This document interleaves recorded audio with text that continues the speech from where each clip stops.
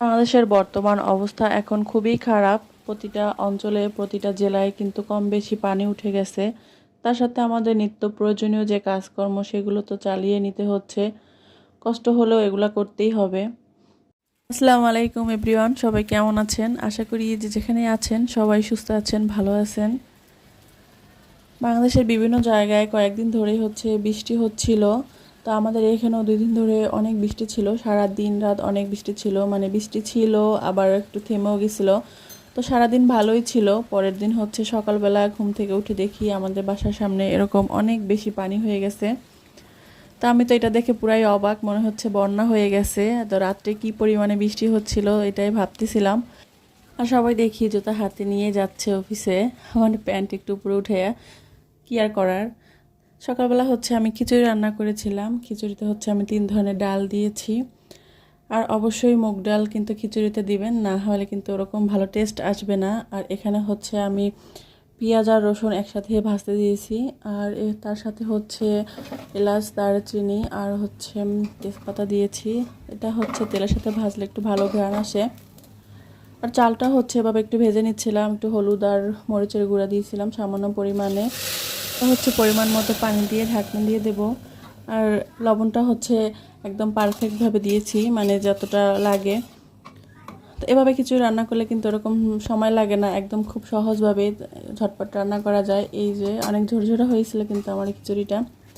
সাথে ডিম ভাজি করেছি আর ভর্তা করেছি। ভর্তা আজকে সকালের নাস্তায় আমরা মানে ভর্তা ডিম ভাজি এগুলো দিয়েই খাবো খিচুড়িটা। তো এখানে চিংড়ি মাছ ভর্তা আর পটলের ছোলা ভর্তা করছিলাম। আর সকালবেলা নিহানের আব্বু আগেই কিন্তু খাওয়া দাওয়া করে বের হয়ে গেছিলো। আমি আর নিহান এখন খেতে বসছি।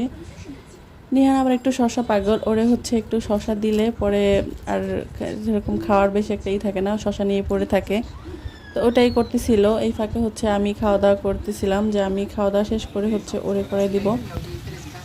আর বিকালে যখন নিহার আব্বু বাসায় আসে তখন দেখলাম এরকম একটা তাল নিয়ে আসছে। তালটা কিন্তু বেশ বড় ছিল, আমি তো তাল দেখে পুরাই অবাক। তো প্রথমে বুঝতে পারলাম না যে কিভাবে এটা মানে ছুটাবো, পরে অনেক টানাটানি করলাম, ছুটতেছিল না। পরে নিহার আব্বু বলতেছে যে এটা মানে উল্টো দিকে এরকম এই আচার মারো তাইলে ছুটে যাবে। তো তালের ভিতরে অনেক মাটিও ছিল, মাটিটা একটু ধুয়ে নিছিলাম। তো এজন্য প্রথমে আমি তালের বিচিগুলো একটু ছড়িয়ে তারপরে মানে 3টে বিচি ছিল, 3টায় ভাগ করে নিচ্ছিলাম। আর এখন বিচির থেকে যে প্রত্যেকটা ছোলা এগুলা তুলে নেব। আর এগুলা আমি এবারে ফার্স্ট টাইম করতেছি, এর আগে কখনো এভাবে আমার নিজের হাতে মানে এতটা দায়িত্ব নিয়ে করা হয় নাই। আর আমি সবগুলো বিচি থেকে কিন্তু এভাবেই ছোলা তুলে নিচ্ছিলাম। তো ছোলাগুলা এভাবে তুলে নেওয়ার পরে এখন আমি একটা দিয়ে আর একটা এভাবে করে আঁশগুলো একটু ঢিলা করে নিচ্ছিলাম, যাতে রসটা খুব তাড়াতাড়ি একটু বের হয়ে আসে। আর এখন সামান্য পরিমাণে একটু পানি দিয়ে এটা ভিজিয়ে নিচ্ছিলাম, যাতে এটা একটু ভিজলে আর একটু নরম হবে। আর এখানে খুব বেশি পানি দিইনি, আমি একদম সামান্য পরিমাণে পানি দিয়েছিলাম। এটা আমি একটা চালনিতে চেলে তারপর একটা ঘন রস বের করব। আমি আজকে তালের কেক বানাবো, এজন্য ঘন রসটা প্রথমে সংগ্রহ করে নিচ্ছিলাম। এভাবে ঘষে ঘষে আমি 3টা বিচি থেকে কিন্তু অনেক পরিমাণে তালের যে রসটা বের করে নিচ্ছিলাম। তো রস এভাবে বের করার পরে দেখলাম যে এর মানে আরেকটু পানি দিয়ে যদি আমি আরেকটুভাবে বের করি তাহলে কিন্তু অনেক ভালো রস বের হবে। এর মানে ভিতরে এখনও অনেক রস ছিল, তো আমি এভাবে আরেকটু পানি দিয়ে রস কিন্তু আরও বেশি পরিমাণে বের করে নিচ্ছিলাম। ওটা পরে অন্য মানে জাল দিয়ে খাওয়া যাবে। তো আজকে কেক বানাবে নিহানের আব্বু আর নিহান। আমি সব কিছু তাদের মানে হেল্পার, আজকে আমি সব কিছু তাদেরকে এনে দিচ্ছিলাম। তারা কেক বানাতে বসে পড়ছে। এই তো এখানে 2টা ডিম নিয়েছি, আর 2টা ডিমের জন্য আমি 1 কাপ পরিমাণে তালের যে রসটা ওইটা দিয়েছি, আর 1 কাপ পরিমাণে আটা ময়দা যেটাই বলেন 1 কাপ পরিমাণে নিয়েছিলাম। আর সামান্য পরিমাণে লবণ, বেকিং সোডা, বেকিং পাউডার এগুলো দিয়ে এখন সবগুলো ভালোভাবে এভাবে মিশিয়ে নিচ্ছিলাম। আর এই গুঁড়াটা আমি একটু একটু করে দিচ্ছিলাম, একসাথে দিলে কিন্তু এটা একটু কেমন দলা হয়ে যাবে আর একটু হয়ে যাবে, এজন্য একটু একটু করে দিচ্ছিলাম।